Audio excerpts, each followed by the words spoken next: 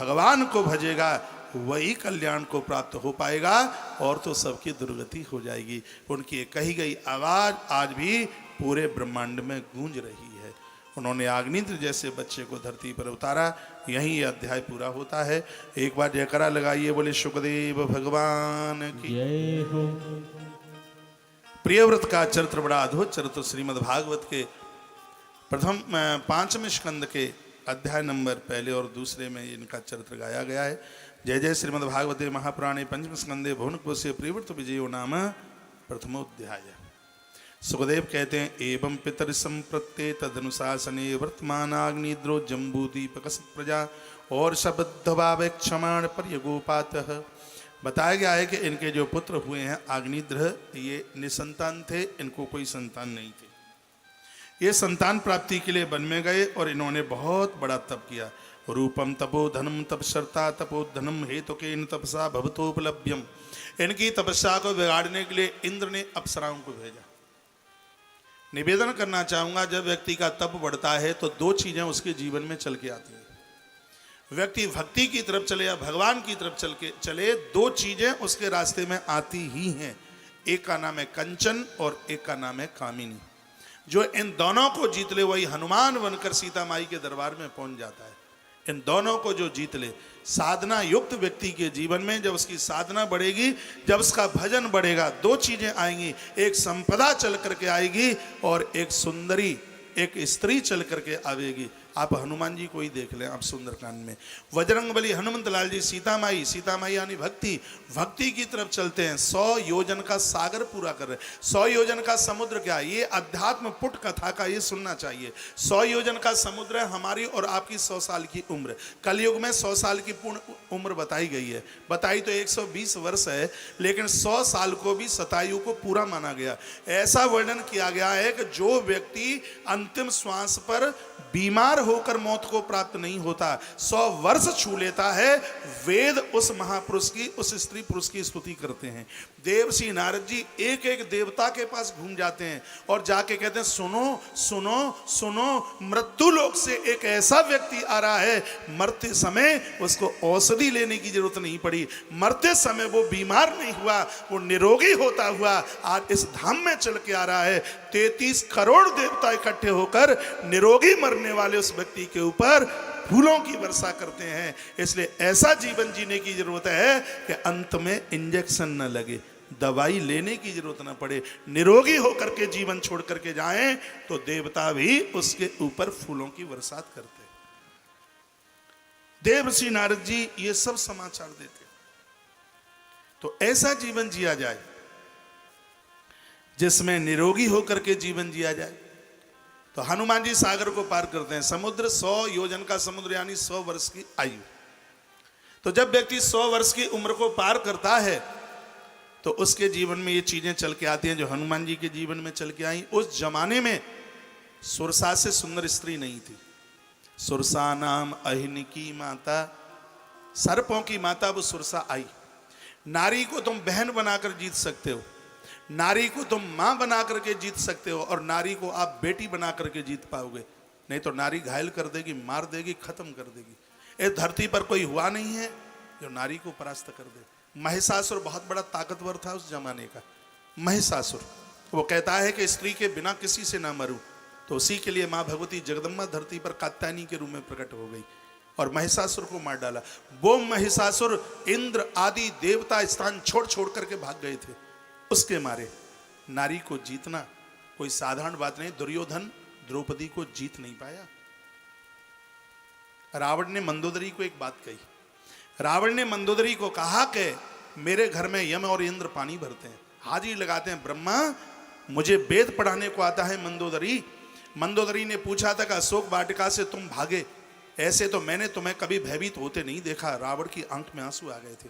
अध्यात्म रामायण में कथा आती है, वो कहता है कि जिस समय उस तपस्विनी ने मेरे सामने तिनका उठाया तो मुझे लग रहा था कि 1 लाख वीरांगनाएं तलवार लेकर के मेरा पीछा कर रही हैं, इसलिए मैं वहां से भाग पड़ा।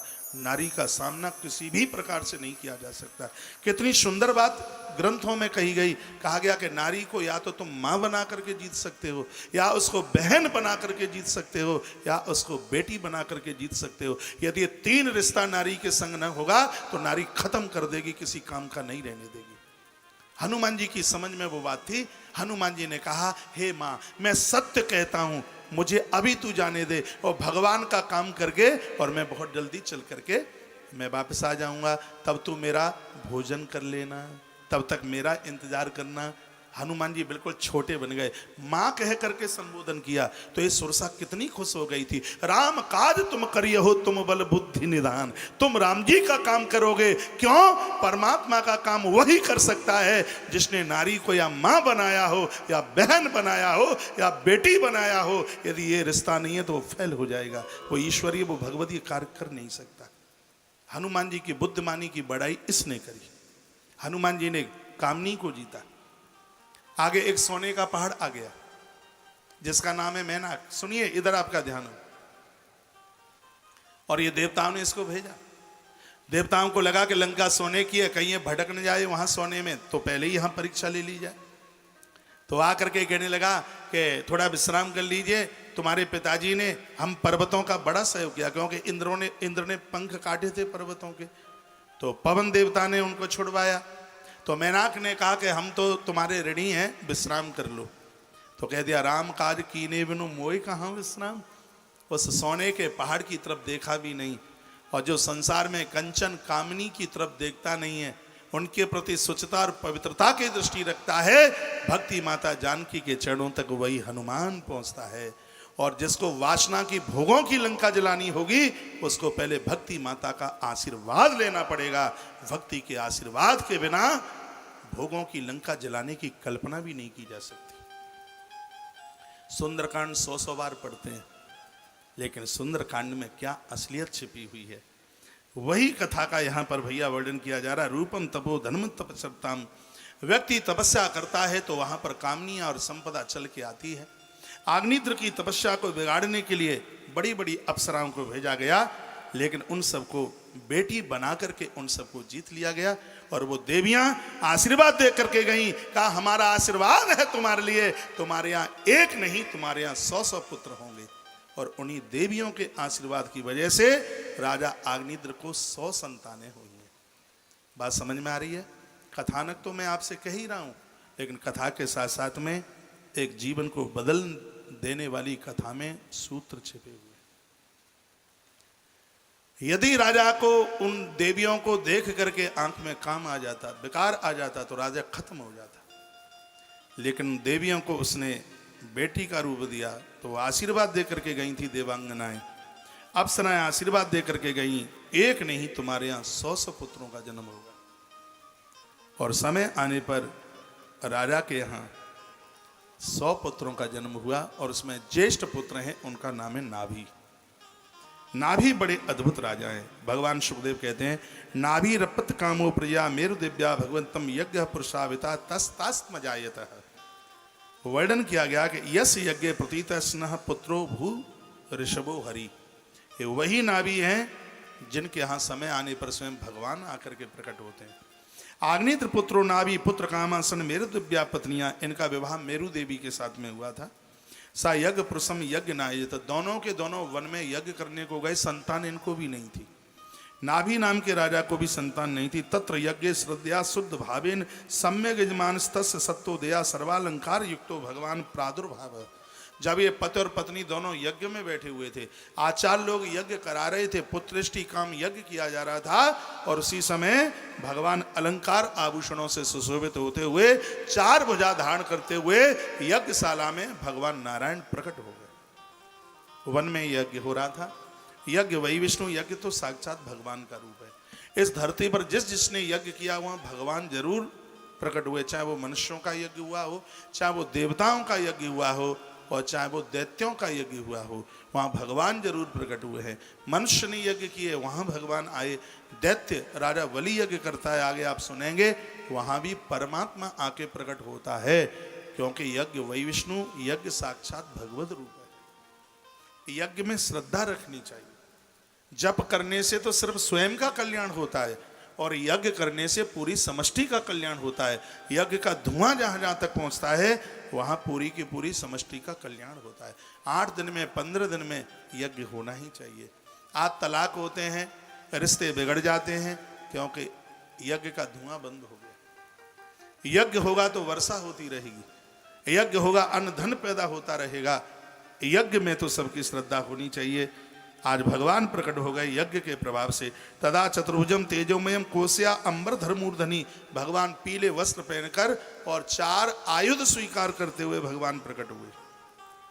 मुकुट कुंडल कुटक कृष्भु, भगवान के सिर के ऊपर मुकुट है, भगवान कुंडल पहने हुए हैं। सर्वे ऋतुगादेव नमना सतंस्तम पूजयतु तुष्टवा, वहाँ जितने भी ऋतुधारी बैठे हुए थे, ऋत्वज कहते हैं वो आहुति डालने वाले, जितने भी मंत्र बोलने वाले, जितने भी आचार्य ब्राह्मण थे, उन सब ने भगवान की स्तुति करना आरंभ कर दिया। ऋषि भी स्तुति करने लगे, महात्मा स्तुति करने लगे। कहा हे पूर्ण, पूर्ण अकेला परमात्मा ही है और ईश्वर के सामने कोई पूर्ण नहीं हो सकता। हे पूर्ण, भगवान को यहाँ पूर्ण शब्द से सुशोभित किया गया है। त्वत्सेव कामना अस्माकम तवाड़म नमो नमाय तेव सविद्धि शिक्षितम, हे प्रभु आप हमारी मनोकामना को पूरा करने के लिए यहाँ पर आप प्रकट हुए हैं। तो हे ईश, हे भगवान, तब गुड़ई के देश कथा नृत्य स्वरूप वर्णन कतो को नाम पुमान सक्रोति, स्वयं इंद्र तुम्हारी महिमा का वर्णन नहीं कर सकता, हम आपकी क्या महिमा का वर्णन कर पाएंगे। हे भगवान, त्वद गुण कथनम स्वकरम वैराग्य संपन्ना नाम मुनि नाम, आप उन्हीं के ही जीवन में प्रकट होते हैं जिनके पास में वैराग्य है, भक्ति है, जिनके पास ज्ञान है, जिनके पास समर्पण है। हे परमात्मा, हमारी प्रार्थना सुनकर के आप आज यहाँ आके प्रकट हुए हैं, तो क्या आप हमें कुछ दे पाएंगे। ये ब्राह्मण बोले, बहुत ध्यान से सुनिए। जो ब्राह्मण है वो अपने लिए कुछ नहीं मांगता, जो साधु है वो अपने लिए कुछ मांगता ही नहीं, जो भक्त है वो कभी अपने लिए कुछ मांगता ही नहीं। जो भक्त है, वो भक्त कौन सी भी जाति में हो सकता है, जो भक्त है वो कभी अपने लिए भगवान से मांगता नहीं। कहा प्रार्थेत मम अहम, आपने हमारी प्रार्थना को सुना और आप यहाँ आके प्रकट हुए, तो हम आपसे कुछ मांगेंगे तो आप कुछ देंगे। श्री भगवान वाच, भगवान बोले हाँ ऋषि, भवेद सुलम ब्रह्म याचितो माँ अस्मि, मैं तुम्हारे ऊपर अति प्रसन्न हूँ, हमसे वरदान मांगो, तुम्हें क्या चाहिए। तो भगवान बोले कि तुम ब्राह्मण हो, और भगवान ने कहा कि ब्रह्म वाक्य मिथ्या भवितु न रहती। कहा ब्राह्मण का वाक्य मेरा ही वाक्य होता है और उसको मैं कभी झूठा नहीं होने देता। अतो हम कल्याणाभ राजस्य पुत्रे तो नावृष्यामि, आप हमसे मांग लीजिए कि तुम्हें क्या चाहिए मांगे हुए। तो ऋत्वजों की आंख में, ब्राह्मणों की आंख में आंसू आ गए। कहा हमारा राजा जिसको कोई संतान नहीं है, हे परमात्मा आप उनके पुत्र बन के आ जाओ। ये नहीं कहा कि उन्हें बेटा दे दो, बेटा तो कीड़े मकोड़ों को भी संतान हो जाती है। हाँ, संतान ये कोई बहुत बड़ा कोई ये बहादुरी का काम नहीं है।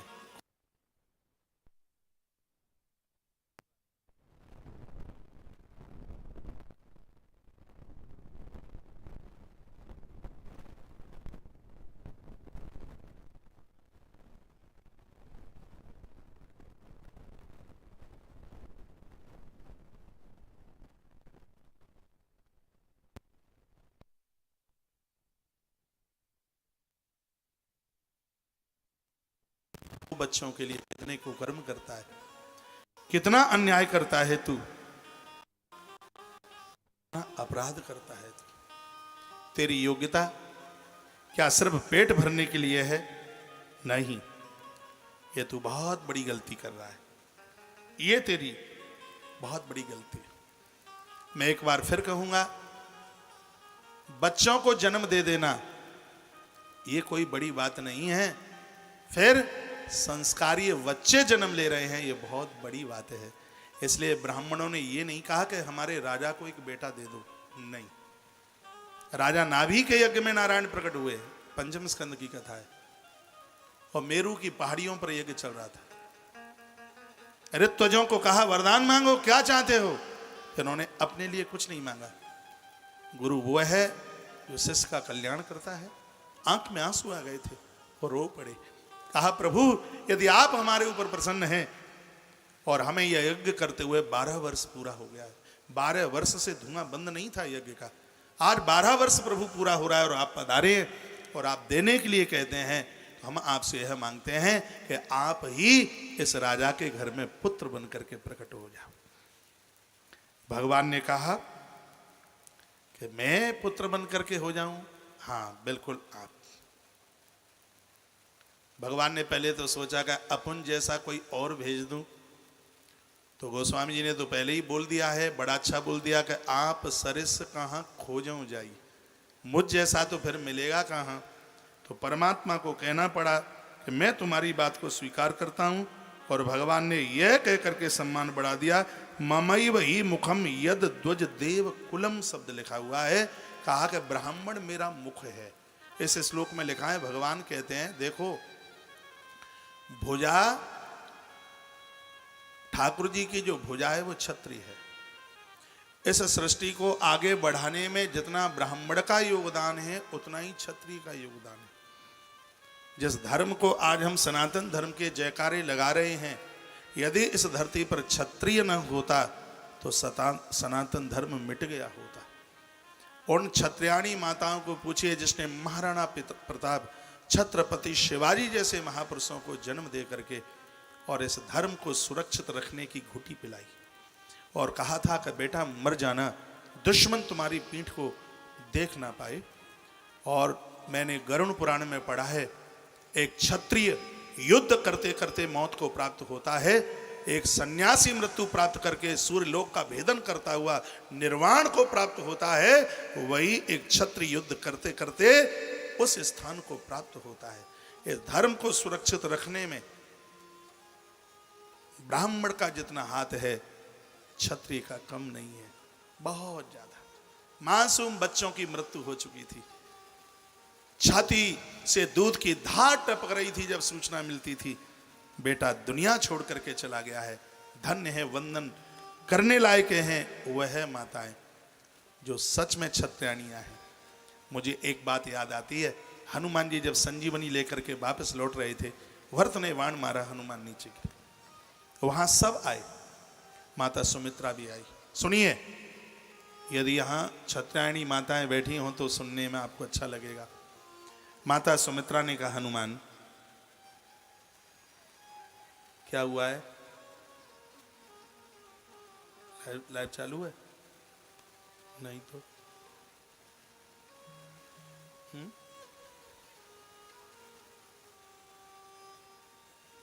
मैसेज में मैसेज आ रहे थे।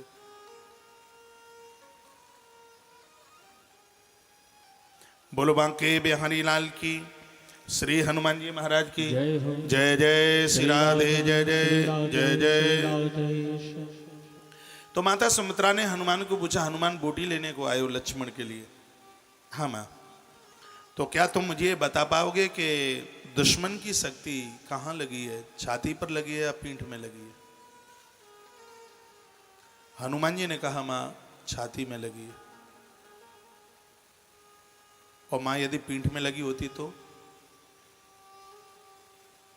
माता सुमित्रा ने कहा, हनुमान राम की सौगंध खा के कहती हूं, यदि शक्ति दुश्मन की पीठ पर लगी होती तो मैं तुझे संजीवनी लेके नहीं जाने देती।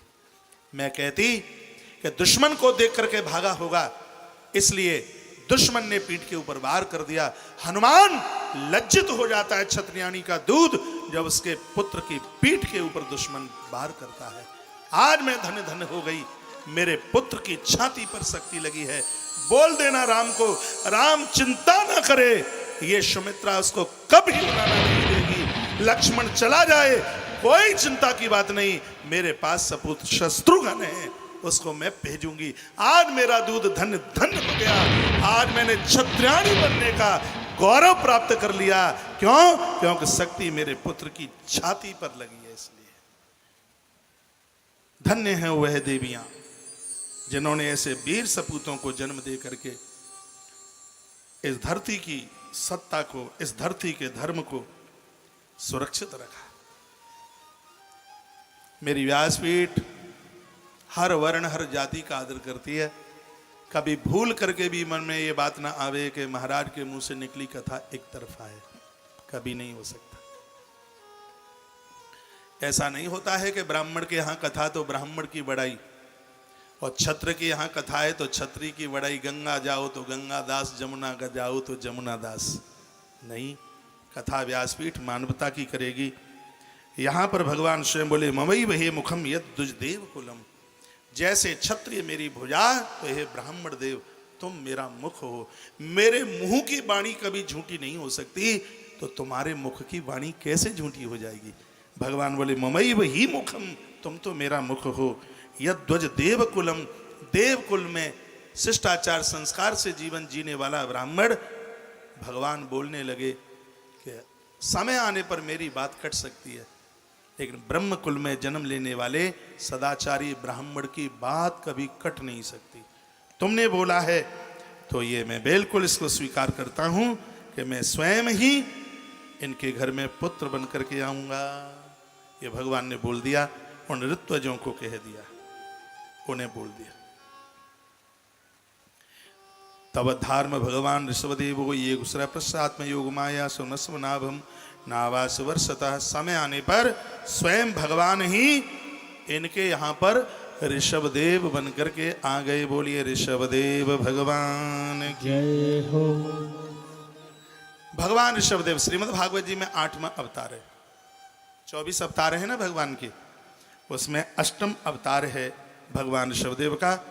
ऋषभदेव की कथा बड़ी अद्भुत है। जब ये जन्मे थे ऋषभदेव, वो लोग शिक्षार्थ गुरु रहे ब्रह्मचर्याम। एक बात देखो, कुछ विशेष बातें हैं वो जरूर सुनिएगा। इनके पूर्वज 3 पीढ़ी पहले हुए जिनका नाम है प्रियव्रत। आज ही की कथा में मैंने बोला है, दुनिया का इकलौता राजा हुआ जिसने 110 करोड़ वर्ष तक इस धरती का शासन किया। दुनिया का इकलौता राजा हुआ जिसने 7 द्वीप बनाए।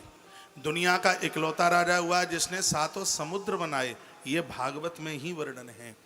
और एक बात अब और यहाँ सोच लीजिए, ब्रह्मचर्य धर्म की जितनी भी बड़ाई, जितना भी व्याख्यान और घर घर में जितना प्रचार है वो भगवान ऋषभदेव ने किया। यहाँ जो जो महापुरुष चल करके आए उन्होंने अपने आप में कुछ तो संभाला। नारद जी आए, देवर्षि नारद ने घर घर में भक्ति का प्रचार किया। इस धरती पर महात्मा भृगु जी चल करके आए। लोगों को पता ही नहीं था कि अन्न आग के ऊपर पकता है। लोग तो कच्चा ही ऐसा ही खाते रहते थे। इस अग्नि को प्रयोग में लो, अग्नि के द्वारा यज्ञ करो, अग्नि के द्वारा मुर्दे को जला करके राख करो, ये किसी को पता ही नहीं था। ये श्री भृगु जी महाराज ने इस बात का प्रचार किया।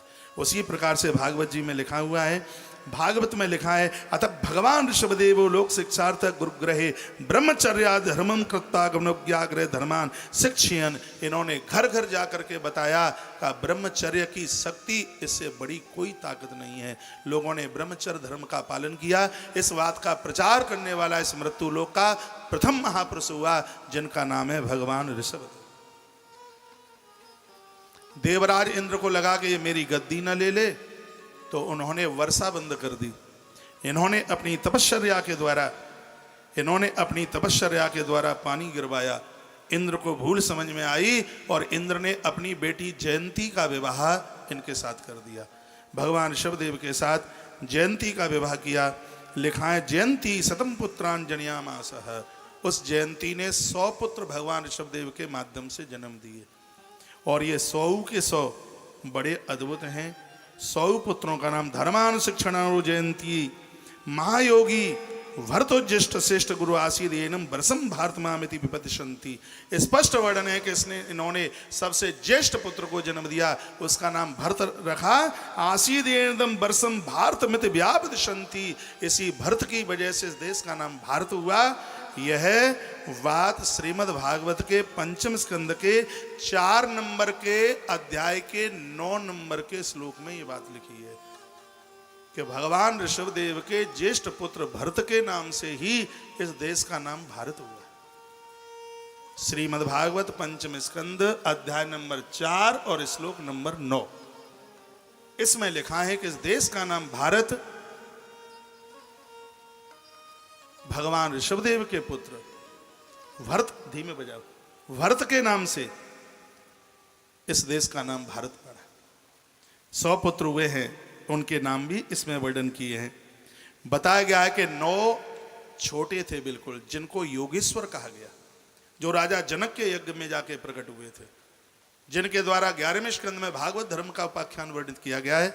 उनके नाम लिखें, कबीर हरि अंतरिक्ष प्रबुद्ध पिप्पलायन आविर्होत्र द्रुमिल चमसा कर भाजनम।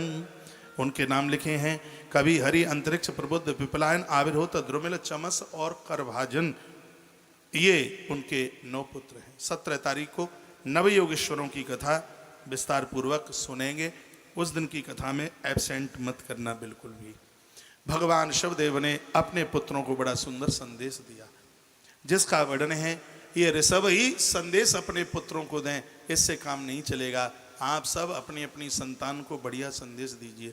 आज बच्चे इसलिए बिगड़ रहे हैं क्योंकि बाप दादाओं के पास में समय नहीं है अपनी औलाद के पास बैठने के लिए। अरे खेत को भी सूना छोड़ दोगे तो उसको उजड़ना पड़ेगा, संतान को भी सूना छोड़ोगे तो वो भी उजड़ जाएगी। संतान के ऊपर ध्यान न होगा तो उसका बिल्कुल विकास नहीं होगा। पेड़ पौधों को भी देखते रहते हैं तब वो विकसित होते हैं, और बच्चों को नहीं देखोगे तो उनका विकास कैसे हो जाएगा? कभी भी नहीं हो सकता। नहीं तो ऐसा हो जाएगा, कस्तूरी की क्यारी करी केसर की दीनी खाद, पानी दियो गुलाब को तो रही प्याज की प्याज। पहले हमारे गांव में घड़े मटके बहुत बनते थे, अब तो मुझे पता नहीं है। चाक चलता था, उसके ऊपर मटकी बनती थी, और कभी कभी वो चिलम भी बना देते थे। चिलम बनती। एक किसी साधु ने पूछा, भैया ये तुम क्या बना रहे हो? उसने जवाब दिया, ये मैं चिलम बना रहा हूँ। अरे भले आदमी, कैसा तू आदमी है, इतने सुंदर चाके के ऊपर तू चिलम बना रहा है। वो बोलता है तो फिर क्या बना दूँ? ये भागवत में नहीं लिखा, ये मेरे हृदय की भावना है। अरे तो इस पर सुराई बना देता तो कितना अच्छा होता। उस आदमी ने सुराई बनाई, और वो सुराई जिसमें पानी भरा गया वो खुद ठंडी रही। जिसने पानी पिया उसके गले को ठंडा कर दिया। और मैं अपने इस पवित्र गांव तांशोड़ की पवित्र व्यासपीठ से कहना चाहूँगा कि बच्चों को चिलम की तरह को संस्कारी बना दिया तो चिलम स्वयं जलती है, दूसरों का गला जला देती है। को संस्कारी बच्चों को बना दिया, स्वयं जलेंगे, दूसरों को जला देंगे। सुराई की तरह संस्कारी बना दिया तो सुराई स्वयं ठंडी रहती है, उसका पानी जो पीता है उसको ठंडा कर देती है। ये बच्चे स्वयं आनंद में रहेंगे और जिसको मिलेंगे उसको आनंद में डुबो देंगे। तो बच्चों को चिलम मत बनाइए, बच्चों को सुराई बनाइए। उनको दुर्गुणों में नहीं, उनको सद्गुणों की खुराक दीजिए। उनको आप देखते नहीं हैं, ये बिगड़ करके बहुत दूर निकल चुके हैं। लेकिन बात यह है कि दूसरों के बच्चों के दोस्त समझ में आ जाते हैं, लेकिन अपने बच्चों के दोस्त समझ में नहीं आते। 4 मित्रों ने एक खर मार डाला, हाँ आपकी भाषा में बैसाख नंदन मार डाला, वो मार डाला। वो गुरुजी के पास, साधु के पास गए, कह दिया कि वो इसने गधा मार डाला है, गुरुजी क्या प्रायश्चित करना पड़ेगा? उन्होंने कहा गंगा जी नहाओ डुबकी लगा करके और सबको सवा मन गेहूं का दान करना पड़ेगा। ये तो बहुत बड़ा अपराध हो गया। कहा गुरुजी इसमें आपका बेटा दिनेश भी था। तो गुरुजी बोले, जो कहूँ जा मैं होए दिनेशा तो गधा मारे को कछु नहीं दोषा। और प्राय ऐसा ही होता है, अपने तो बच्चों के अंदर दोस्त दिखते नहीं है, लेकिन दूसरों के अंदर बहुत दिखते हैं। कबीर साहब ने एक बड़ी सुंदर बात कही, कथा तो आप सुन ही रहे हैं, मैं प्रसंग से हटूंगा नहीं। वो कहते हैं, बुरा जो देखन में चलिया बुरा न मिलिया कोई, और जब दिल खोजा अपना तो सच में मुझसे बुरा न कोई। लोग दूसरों के अंदर कमियां देख रहे हैं, एक बार अपने अंदर कमी दिख जाए तो भगवान मंदिर में बाद में मिलेगा, अपने एक एक रोम से परमात्मा पहले प्रकट होगा। ताली मरी मराई बजी, बात समझ में नहीं आई। 2 मित्र प्रयाग गए थे स्नान करने को, एक सेठ था और एक उसका कोई नौकर वोकर होगा। दोनों गए, 1 महीने वहां वो प्रयाग में रहे, नहा धो करके आए। प्रयाग में माघ मेला होता है, आए, पूछा कि भैया बताओ माघ मेला कैसा लगा? तो मित्र ने कहा कि मैं कोई नहाने धोने तो गया नहीं, मैं तो तुम्हारी अटैची का ताला तोड़ने को गया। मैंने तुम्हारी अटैची का ताला तोड़ा, लेकिन रुपए की गड्डी नहीं मिली। क्या बताऊं, तुम्हारी चैन मैंने तोड़ी, पैसा नहीं मिला। अरे क्या बताऊं, मैंने तो तुम्हारे तकिए की खोली भी उतार करके देखी, लेकिन पैसा नहीं मिला। आप इतने चतुरा निकले। सेठ ने कहा, यहीं तो तू धोखा खा गया, तूने मेरे तकिए की खोली उतार के तो देख ली थी, एक बार तू अपने तकिए की खोल उतार के देखता तो मेरी 50,000 की गड्डी वहीं तुझे मिल जाती। हम दुनिया की खोलियां उतार उतार के देख रहे हैं, तेरा बेटा ऐसा है, तेरा बेटा ऐसा है, लेकिन तुम्हारा बेटा कैसा है ये भी पता है क्या? जरा अपनी भी खोली उतार के देखो, अपनी तरफ भी झांक करके देखो। जब बच्चों को स्वतंत्र आप छोड़ दोगे, जैसे वरा में पानी चलता है, जिन्होंने खेत में पानी दिया है, वरा में मेड़ पर पानी चलता है तो टॉर्च और लाठी लेके रात भर घूमते रहते हो, वरा को देखोगे नहीं तो वरा फूट जाएगा, और संतान को भी नहीं देखोगे तो ये बिखर जाएगी, को संस्कार चल करके आ जाएंगे। इसलिए इनको देखिए, भागवत का ये श्लोक यही संदेश दे रहा है।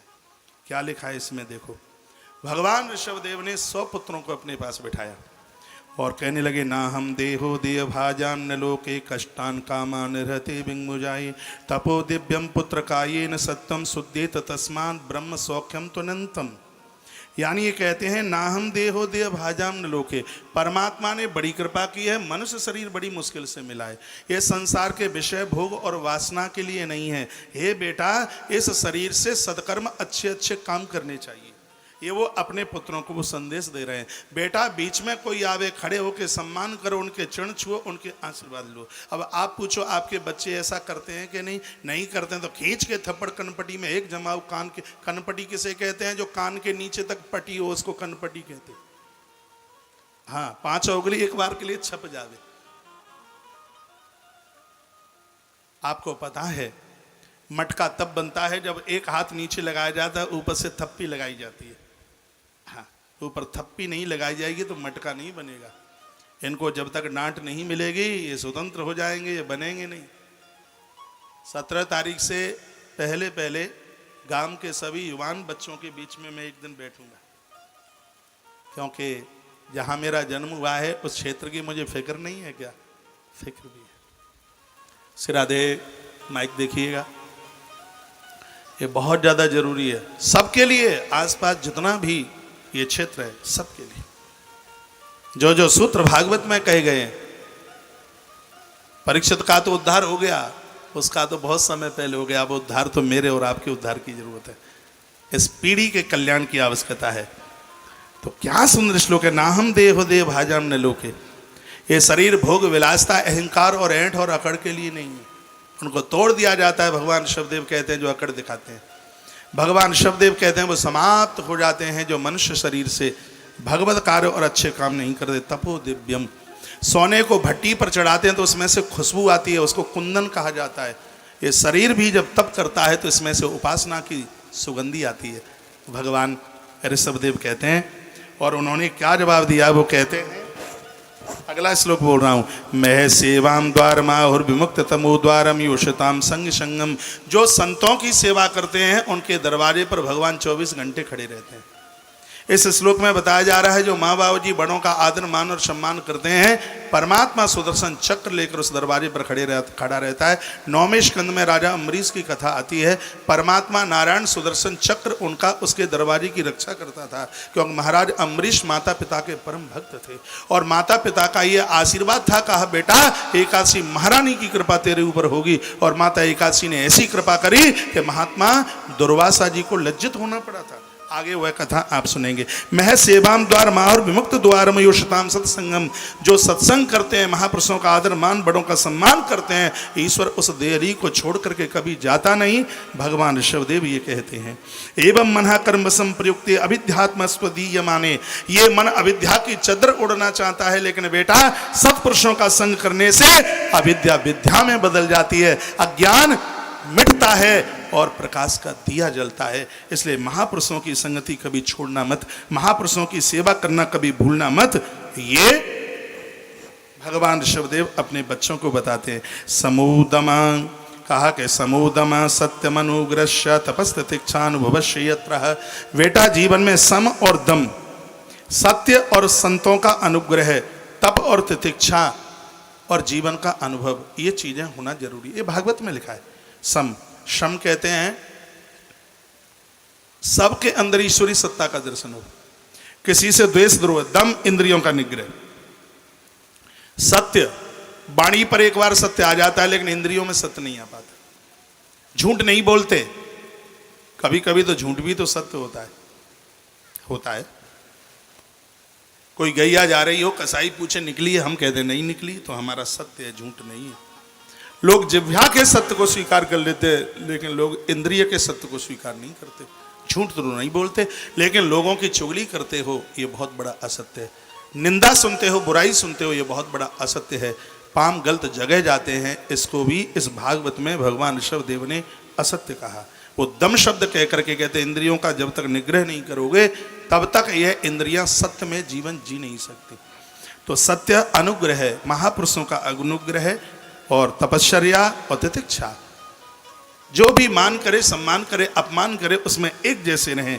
हे बेटा, मानवीय जीवन में ये सब चीजों का होना स्वर्ग के दरवाजे खोल देता है। ये एक पिता अपने पुत्रों को बता रहा है। उनके ही बच्चे बनते हैं जो माता पिता अपने बच्चों को ऐसा सुंदर संदेश देते हैं। 100 बच्चे ऐसे क्लास लगा करके बैठे थे, पिताजी बीच में बैठे। भगवान कृष्ण ने भी कोशिश करी थी अपने बच्चों को समझाने के लिए, लेकिन वो खिलखिला करके हंस रहे थे। मेरे एक नाम की मदरा पी गए जाकर के, वो कथा आती है, आप सुनेंगे 12 स्कंद में। भगवान ने भी बड़ी कोशिश करी, लेकिन उनको लगा था कि हम तो ईश्वर के खानदान में पैदा हुए हैं। लेकिन ये बच्चे देखिए, भगवान ऋषभदेव के बच्चे, उनकी आंख में आंसू आ गए और बोलते बोलते एक शब्द उन्होंने बड़ा अद्भुत कह दिया, और कह दिया कि भरत, ये तुम्हारा ज्येष्ठ भ्राता है, ये तुम्हारा बड़ा भाई है, पिता की तरह इसका आदर करना, इसका मान करना। और भरत को कहा कि ये तुम्हारे छोटे भाई हैं, पुत्र की तरह इनका पालन करना। कहा इसी ग्रंथ में भगवान ऋषभदेव का यह वाक्य है कि बड़ा भाई पिता नहीं पिता से ज्यादा होता है, छोटा भाई पुत्र नहीं पुत्र से ज्यादा होता है। और इसी ग्रंथ में लिखा है, भगवान ऋषभदेव कहते हैं, बच्चा बेटा हो सकता है कि पिता का संग न दे, लेकिन एक ऐसा भाई है जिसको भुजा कहा है, सामने लाठी चल के आती है तो हाथ उठ जाता है, कहता है पहले मुझे तोड़ो, खोपड़ी को बाद में फोड़ो, हाथ अपने आप उठता है। इसलिए प्रभु राम जी ने भी कहा था, दुनिया में सब कुछ मिल सकता है लेकिन भाई नहीं मिल सकता। सुत बितनार भवन परिवारा, होई जाहे जगवार हम बारा, अस विचार जिय जाग हूँ ताता, मिलहि न जगत सहोदर भ्राता। ग्रंथ तो वर्णित करते हैं उस माता पिता का बहुत बड़ा पुण्य छीण हुआ है, उनके होते होते घर में बच्चे युद्ध करते हैं। ये विदुर ने धृतराष्ट्र को शब्द बोले थे, जो मैं आपके बीच में जो बोल गया हूं। ऐसे संस्कार बच्चों को दीजिए। आजकल बच्चों को सिर्फ नोट कमाने के लिए पढ़ाया जाता है। बेटा कहाँ जा रहा है? कोटा जा रहा है। कहाँ जा रहा है? बेंगलोर जा रहा है। क्यों? ये इंजीनियर बनेगा। मैं आप कहूँगा, एक बात निवेदन करूँगा, बच्चों को डॉक्टर थानेदार बाद में बनाइए, पहले इनको मनुष्य तो बना लो, पहले इनको मानव तो बना लो। ये कलेक्टर तो बाद में बने, सबसे पहले मनुष्य तो बन जाएं। यदि ये मनुष्य बने बिना थानेदार बनेंगे, ये रिश्वतखोर बन जाएंगे, हिसाब कलंकित कर देंगे, कुछ भी नहीं छोड़ेंगे। पहले इनको मनुष्य बनाओ, उसके तत्पश्चात इनको आप कोई अधिकारी, कलेक्टर, डायरेक्टर और भी जो कुछ बना पाओ वो बाद में बनाइए। पहले इनको घर से मनुष्य बना करके भेजिए। आज मानव रूप लज्जित हो रहा है। भगवान ऋषभदेव ने जो जोर दिया है वो बड़ा वंदनीय है, वो बड़ा अद्भुत है। आज आंख में आंसू आ गए और कहा कि मैं उस वंशावली में जन्मा हूं जिसके दादा परदादे प्रिय व्रत बनकर के इस धरती पर चल करके आए। बेटा 110 करोड़ वर्ष तक जिन्होंने राज्य किया, 7 समुद्र जिन्होंने पैदा कर दिए, वो हमारे पुरखे हैं, उनकी कभी नीचे मत होने देना।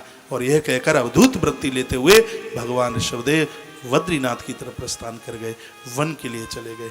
गद्दी का शासन श्री भरत जी करते हैं। अपने भाइयों के ऊपर उनका बड़ा स्नेह है। एक समय की बात थी, उनका भी शरीर जब जर्जर हो रहा था तो उन्होंने भी अपना घर छोड़ा, गंडकी नदी के किनारे पहुंचे। इस कथा को मैं ज़्यादा कहूँगा नहीं, क्योंकि प्राय ये मृग वाली कथा तो सबको आती ही है। एक दातु महानद्याम कृता अभिषेक नियात में उससे को ब्रह्माक्षर गुणानो मूर्तत्रे मुदकांतो विवेशत तथा राजन हरिणी पे पासया जलाशयम व्यास एक जुगाम।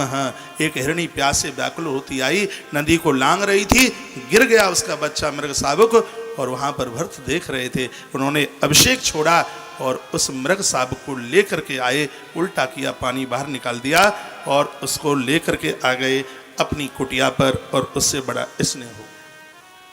जीव जंतुओं को बहुत स्नेह कीजिए, प्रेम कीजिए, लेकिन उनके गाल तो, उनका मुंह तो न चाटिए। और आज यही होता है, लोग कुतरा पालते हैं। तो विष्णु पुराण में वर्णन है कि कुत्ते को रोटी देना यज्ञ करने के बराबर है। और कुत्ते को पालना, कुत्ता छू ले तो चुटिया के बराबर डुबकी लगा के स्नान करना पड़ेगा। ग्रंथ में लिखा है कि जिस घर में कुत्ता पाला जाता है भूल करके भी उस घर का पानी मत पीना, उस घर का जल, मेरे पास प्रमाण है, छाती ठोक के कह रहा हूं ये बात, उस घर का पानी पीने का धर्म नहीं है जो कुतरा पालता है। और जिस घर में गैया पाली जाती है उस घर में सदैव अमृत बसता है, अमृत वास करता है उस घर में, कुतरा नहीं। कुतरे को रोटी दें, कुतरे को रोटी देने से ताले नहीं टूटते, कुतरे को रोटी देने से धन का नाश नहीं होता, लेकिन कुतरे को पालने से सबको समाप्त हो जाता है। कुतरा सूंघ के चला जाए वो अन्न खाने को नहीं होता, लायक नहीं होता। कुतरा छू करके चला जाए तो कपड़े सहित नहाना पड़ता है, कपड़े उतार के नहीं, कपड़े सहित स्नान करना पड़ता है। लेकिन लोग तो कुतरा को नहलाते हैं साबुन से, संग सुलाते हैं कुतरे को, उनका क्या कहा जाए। उसी संदर्भ में कथा है कि इन्होंने उस मृग शावक के साथ में उनका इतना मोह हो गया कि अब तो वो उसके बिना रह भी नहीं पाते। एक दिन मृगों का झुंड चल के आया और वो चला गया मृग शावक को। कहा कि बाबा जी ने मुझे कहाँ से पकड़ लिया, मेरे खानदानी तो ये लगते हैं मुझे, और चला गया। साधु आकर के रोया, रोते रोते इतना रोया कि बेचारा मर ही गया। उन्होंने प्राण छोड़ दिए श्री भरतलाल जी ने। तो हुआ ये अंतोमति सोया गति, सो अंत में वो तो महाराज मृग ही बन गए। और ये कथा तो बहुत ज़्यादा अच्छी तरह से आप सब जानते ही हैं, इसलिए बहुत ज़्यादा इसके ऊपर मेरा विस्तार है नहीं। तो पहले जन्म का उनको होश था, अगले जन्म में क्या हुआ, वन में आग लग गई, मृग का बच्चा झुलस गया, और तीसरे जन्म में एक ब्राह्मण कुल में उनका जन्म हो गया, क्योंकि संतों की संगति करी थी। पूर्व जन्म का होश था, मृग बनकर साधुओं की जहाँ कथा होती थी, सत्संग होता था, और ये मृग वहीं पीछे जाके बैठ जाता था। और कभी समय आने पर ददक गया हुआ वन, वन में आग लगी और इसका शरीर छूट गया। तीसरे जन्म में ब्रह्म कुलान, एक ब्रह्म कुल में एक ब्राह्मण के घर में जाकर के जन्म हो गया। ब्रह्म गायत्री को नित्य जपना ये उनका काम था। लेकिन एक समय की बात यह थी, लोग तो बहुत को कहा करते थे कि उनमें लाठियां मारी, घर में मारा पीटा, घर से बाहर निकाल दिया, और भी पता नहीं क्या क्या। लेकिन इसमें वर्णन है कि एक दिन वह स्नान करने को जा रहे थे, भगवती का मंदिर रास्ते में मिला, और एक डांकों का सरदार बलि चढ़ाना चाहता था, लेकिन मैया प्रकट हो गई और उन सब डांकों को मार डाला। माँ ने स्वयं इनकी रक्षा करी। वहां भी भगवान की कृपा से इनका नाम तीसरे जन्म में भी, इनको किसी से कोई मतलब नहीं था, इसलिए लोग उनको जड़ भरत का नाम लोगों ने उनको दे दिया। वो लौट ही रहे थे देवी के मंदिर से, इतने में श्री शुकवाच है, सुखदेव कहते हैं कि भजन कौन कर पाएगा। देखो भजनानंदी कौन है जो इतना बड़ा अपमान पचा ले। परीक्षित सुनिए, भजन कौन कर पाएगा। श्री सुखवाच, भगवान सुखदेव बोले, अतशन सौवीर पते रघुगढ़ सिवृत इक्षुमा तटे तत्कुल पतना शिवका वाह पुरुषांज। शिवका कहते हैं पालकी को। एक पालकी में बैठा हुआ राजा रघुगण कपिल भगवान के आश्रम पर जा रहा था, काय के लिए, सत्संग के लिए। तो एक कहार बीमार हो गया, तो कोई और तो मिला नहीं, यही उसमें जोत लिए गए। ये तो कड़कड़ में भगवती सत्ता का दर्शन करते हैं। छलांग लगाई होगी, राजा का सिर टकराया, पालकी रख दी गई और राजा मारने को तैयार हो गया। साधु का इतना बड़ा उसने अपमान कर दिया, मार डालूंगा, तुझे मेरा भय नहीं लगता, तुझे पता नहीं दशों दिशाओं में शासन करने वाला राजा ये रघुगढ़ है। बहुत देर तक तो वो मौन रहे, लेकिन वो बुलवाना चाहता था। तब इन्होंने कहा, जीवन मृतत्वम नियमेन राजन दंतद्बद्धा कृतय सदृष्टम स्वसंभावो ध्रुव इड यत्र तरयोक्चते सौविद कृत योगः। कहा, राजन तू किसको मारने की बात कर रहा है? तू मुझे मारेगा कि मेरे शरीर को मारेगा? तू किसको मारेगा? तू मुझे जो समझ रहा है मैं वो नहीं हूं राजा, मैं शरीर नहीं हूं जिसे तू मार सकता है। इतना कहा तो हाथ जोड़ करके राजा शरणापन्न हो गया। कहा, आप कौन हैं? आप कौन है? ना हम विशंके सुरराज वज्रान, ना हम विशंके सुरराज वज्रान त्रयक्ष शूलान यमस्य दंडात न अर्क सोमान निलबित पास्त्रा अंके ब्रसम ब्रह्म कुलावमानात। अरे मुझे इंद्र के वज्र से डर नहीं है, शंकर के त्रिशूल से डर नहीं है, नारायण के चक्र से डर नहीं है, सूर्य की गर्मी और चंद्रमा की शीतलता से भय नहीं है। यदि मुझे भय है तो ब्रह्म कुलात मानात, किसी ध्वज कुल में जन्म लेने वाले किसी संत ब्राह्मण का मुझसे अपमान न हो जाए, क्योंकि मैं बस उनसे ही डरता हूं। क्यों डरते हो भाई उनसे? इसलिए डरता हूं कि जो शंकर के त्रिशूल से, नारायण के चक्र से और इंद्र के वज्र से नहीं मरता, वो एक तपस्वी ब्राह्मण की वाणी से वो खत्म हो जाता है। राइफल की गोली फिसल सकती है, लेकिन तपस्वी साधु ब्राह्मण की बोली नहीं फिसल पाएगी। इंद्र कुलेश मम शूल विशाला, काल दंड हरि चक्र कराला, जो ये न करी मारा नहीं मरही, बेप्ररोस पावक सोही जरही। उनके आयुधों से जो नहीं मरता, लेकिन तपस्वी की बोली से वो नहीं बच पाएगा। इसने कहा कि आप कौन हैं? अहम च योगेश्वर आत्म तत्व वेदाम मुनीनाम परमम गुरुम प्रष्टुम प्रवत्ता किम मारणानम साक्षाद्वरी ज्ञान कुलावतीर्ण। आप है कौन? आप ये बताइए। आप कोई योगेश्वर महात्मा भगवान कपिल देव ही तो नहीं है मेरे गुरु। आप हैं कौन बताइए? सबई भवालोक निरीक्षयामा लिंगो यया विचरत पिश्वत, योगेश्वराणा गतिमंद बुद्धि कथम विक्षिप्ता गृहणानुबंधु। उस समय जब इसने कई ऐसी बातें करी तो पहले तो उनके चेहरे पर मुस्कुराहट आई, और तब वह ब्राह्मण बोला। ब्राह्मण ने कहा अकोविद, अकोविद शब्द अकोविद कोविद बाद वादन वदशतो नाथ विदाम वरिष्ठ न सूर्यो ही व्यवहार मीन तत्वावमर्षेण महामनंती। मूर्ख कहकर संबोधन किया। अकोविद शब्द है। कहा कितना बड़ा प्रवचन करता है, लेकिन नंबर ही मूर्ख है। जब तक मनुष्य तीनों गुणों में लिप्त रहता है, ये भगवान ऋषभदेव के खानदान में जन्म लेने वाले भविष्य में जो चल के आए हैं जड़ भरत, वो कहते हैं कि तो तीनों गुणों में फंसा हुआ है, रजो तमो और शतो में। जब तक यह जीव उसमें लिप्त होता है तब तक हे राजा वो इंद्रियों से शुभ और अशुभ कर्म करता ही रहता है। सुनने लायक बात है। कहा यावन मनोरज सा पुरुषस्य सत्येन वा तमसा वान रुद्धम चेतो विरापूति विरातनोति निरंकुशा कुशलम चेतरम वा। जो व्यक्ति रजो सतो तमो में फंसा हुआ है और वो निरंकुश रहता है, और भगवान ऋषभदेव कहते हैं जब व्यक्ति निरंकुश रहता है तब वो अन्याय करता है और वो अपराध करता है। हे राजन, तुम भी उन्हीं में से एक हो। बातें करते हो योगियों जैसी, लेकिन तुम एक नंबर के मूर्खानंद हो। यह अवधूत श्री जड़ भरत जी महाराज बोले। चरण पकड़ लिए इसने तो, चरण पकड़ करके, और वह राजा चरणों में गिर गिराने लगा। और वो सुना रहे थे कि गुणानुरक्त व्यसान जंतो क्षेमान्य गोमथो मनस्यात् यथा प्रदीपो घृतमन्यमस्मा शिखा सदुमा भजतन्यथा स्वयं। तो वह अज्ञानी, ज्ञान का दिया सबके जीवन में जले, ज्ञान की ज्योत पर पतंगा नष्ट हो जाता है। इन्होंने बड़ी सुंदर सुंदर बातें कही हैं। इन्होंने कहा ये शरीर तब तक किसी काम का नहीं है जब तक ये ज्ञान में न हो जाए। यहाँ पर एक बड़ा सुंदर सा प्रमाण भी दिया गया है। इसमें बताया गया कि जैसे घी की बत्ती, बहुत ध्यान से सुनिए, इसमें प्रमाण दे रहे हैं ये जड़ भरत जी कहते हैं कि जैसे बत्ती में घी लिपटा हुआ हो, जब तक वो जलती नहीं है उसको कीड़े मकोड़े दीमक खा खू करके खत्म कर देती है। एक डिब्बे में रख दीजिए घी, बत्ती घी में लपेट करके आप रख दो, दुनिया भर की चींटी चींटा कीड़े मकोड़े सब उसमें लगेंगे। भगवान ऋषभदेव के खानदान में जन्म लेने वाले जड़ भरत कहते हैं मनुष्य का जीवन भी ऐसे ही है।